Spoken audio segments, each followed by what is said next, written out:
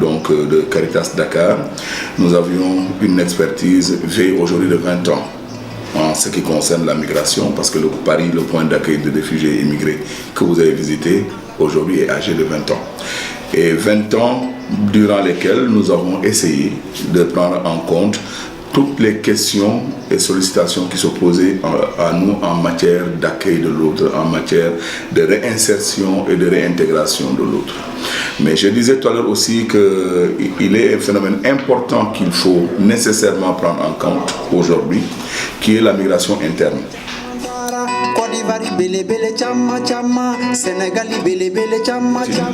Le programme Femmes Migrantes consiste à sensibiliser, accompagner, même financer des groupements de femmes qui viennent de l'intérieur du terroir, l'intérieur du pays. Et il s'agit de les accueillir ici à Dakar, puisque elles y arrivent de manière désordonnée d'abord.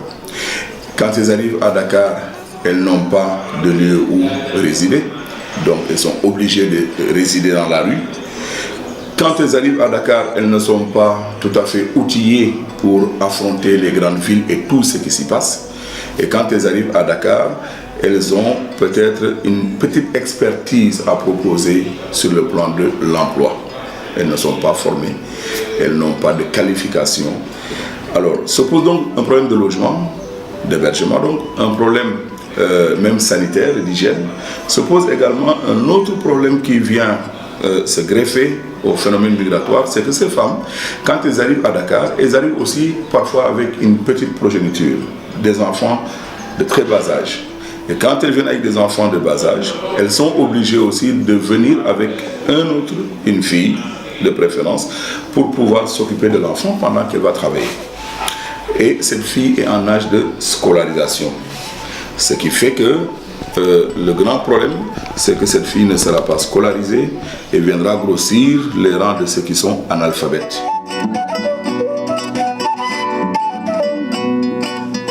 Dans la banlieue de Dakar cette fois-ci, il faut dire que ce sont vraiment des zones d'incubation. Parce que dans la banlieue, vous savez que la plupart de ceux qui y vivent avec un revenu très modeste. Vous verrez qu'il y a des familles qui n'ont même pas de quoi vivre journalièrement. Et dans ce sens-là, une famille s'organise pour vendre tout ce qu'elle possède, tous ses biens, pour donner au jeune qui est capable, qui est dynamique, qui a de la force, qui est vigoureux, pour donner à ces jeunes le moyen de se payer ce transport vers la mort.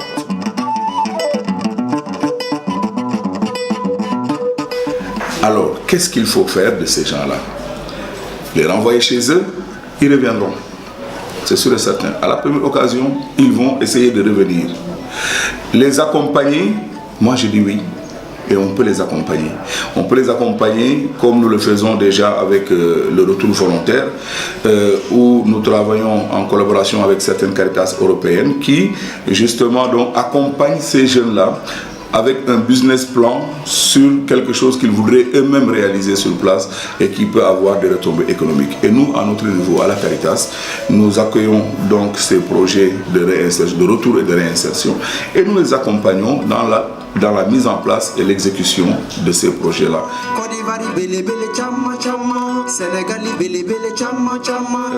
Le phénomène a grossi, vous le savez, avec ces différents conflits qui sont aux portes de l'Occident et par lesquels aussi essayent de transiter les autres candidats à l'immigration et qui n'ont pas les mêmes problèmes, qui se vivent en Syrie, qui se sont vécus au Mali, qui se vivent à Tripoli, etc.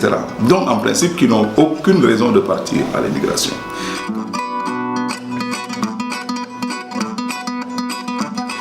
Quand la migration a commencé à prendre de l'ampleur au niveau de l'Europe, j'étais là-bas, j'étais en Hollande. Ils se sont retrouvés dans certains villages avec des migrants beaucoup plus nombreux que les villageois eux-mêmes. Vous imaginez un village de 500 habitants, vous avez 2000 migrants qui arrivent du jour au lendemain. Vous voyez? Ça crée tout de suite un déséquilibre.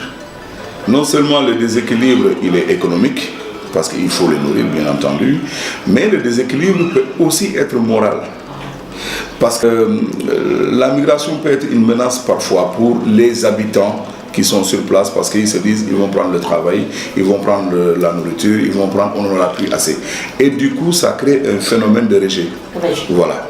Et qui peut être également motivé par des actes de racisme, etc. Il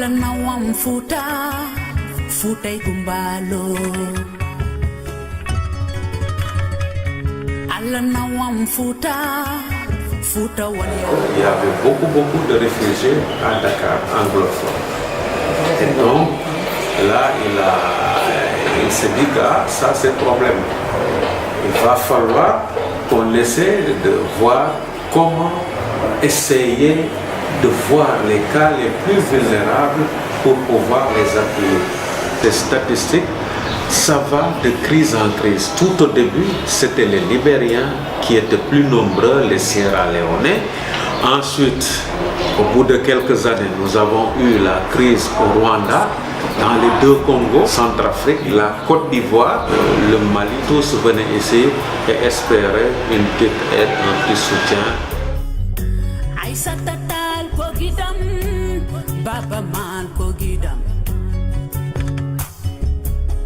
Grands projets, c'est-à-dire des projets qui s'occupent des migrants en général, des réfugiés et des demandeurs d'asile d'une part, et d'autre part on a des projets, un projet qui s'intéresse aux Sénégalais qui rentrent de l'Europe.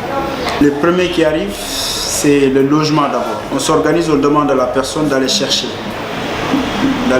mais un logement qui ne coûte pas très cher. Pourquoi un logement moins cher? C'est parce qu'après c'est la personne qui doit continuer à payer son logement.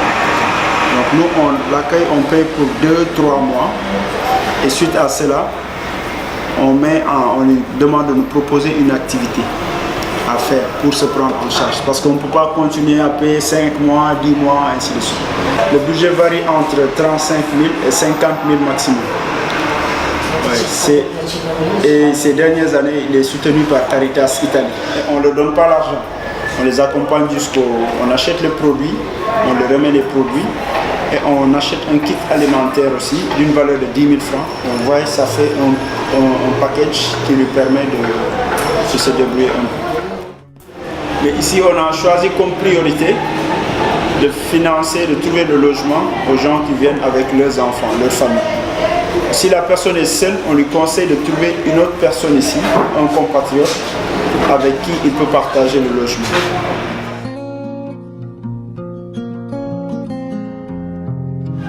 La santé même pour les Sénégalais, c'est un peu difficile. L'accès n'est pas aussi facile. Et nous ici, on a un budget par rapport à ça. On a le soutien d'une structure allemande qui nous soutient par rapport à la prise en charge médicale des demandeurs d'asile. Alors s'ils arrivent, on donne un bon et on les oriente vers le dispensaire avec lequel nous travaillons. Et sur ça, si ce n'est pas très cher, on peut payer directement l'examen à faire.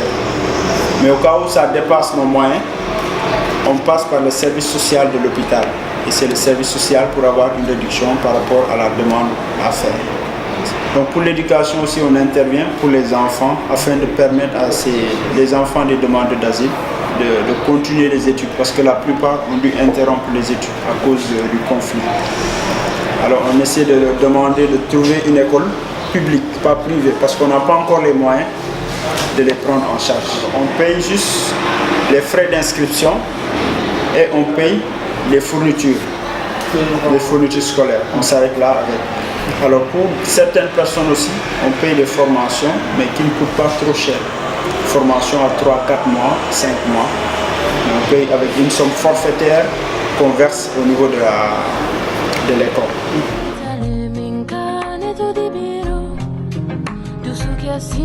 Alors l'identification est faite dans le pays d'accueil. S'ils sont en Italie par exemple, le travail est fait à partir de ce pays et ils nous envoient toutes les informations sur la personne. Nous travaillons avec la Belgique et l'Allemagne pour l'instant. Alors on échange par téléphone, on donne les informations ici et si la personne est d'accord, il retient la date pour le retour. Et dès qu'il arrive, il prend contact avec nous. Et avant ça aussi, avant de décaisser, de faire le financement, on va faire une visite là où il veut s'installer pour le projet. Et une visite aussi chez lui pour voir un peu dans quelles conditions il vit. maintenant on a décidé de retirer le chèque nous-mêmes et de faire les dépenses avec la personne, de les accompagner.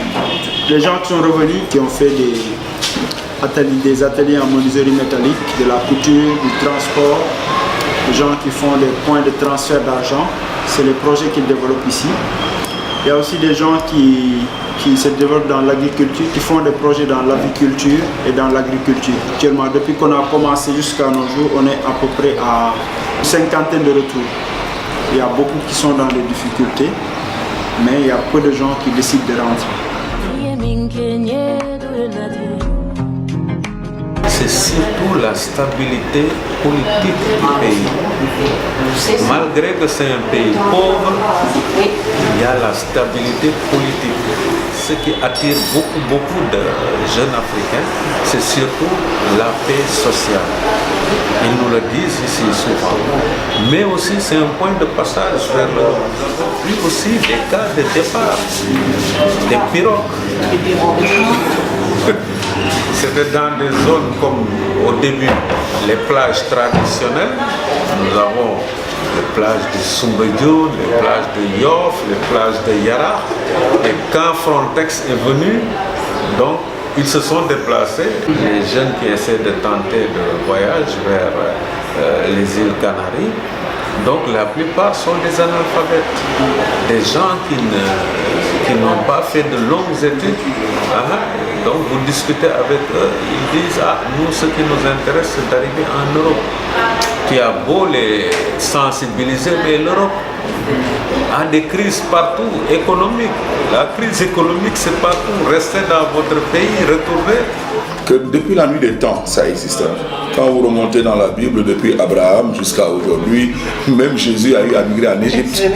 Donc c'est un phénomène qui a été connu depuis la nuit des temps. Mais il faudrait que ce phénomène-là puisse être organisé de manière à ce que les migrants eux-mêmes puissent avoir des cadres, j'allais dire, de suivi, d'accompagnement, qui leur permettent, si cela est nécessaire, de pouvoir s'insérer dans la société qui les accueille, ou qui leur permettent, si cela s'avère, j'allais dire, la seule solution, de retourner chez eux avec peut-être un accompagnement qui leur permettra de se réaliser chez eux.